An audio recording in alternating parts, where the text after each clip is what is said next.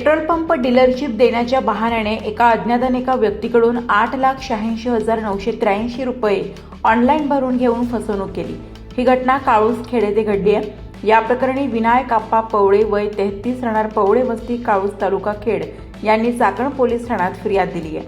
त्यानुसार अज्ञाताच्या विरोधात गुन्हा दाखल करण्यात आला। पोलिसांनी दिलेल्या माहितीनुसार फिर्यादीस इंडियन ऑइल कंपनीच्या पंतप्रधान ग्रामीण किसान पेट्रोल पंप योजनेअंतर्गत पेट्रोल पंप सुरू करण्यासाठी indianoil@petroleumcorporation.in या ईमेलवरून ॲप्लिकेशन फॉर्म आणि LOI म्हणजेच पेट्रोल पंप डीलरशिपसाठी असणारा फॉर्म प्राप्त झाला।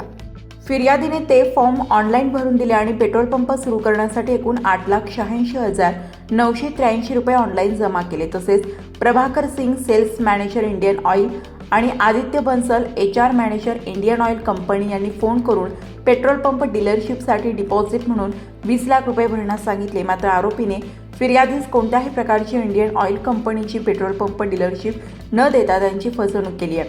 चाकण पोलीस अधिक तपास करत आहेत।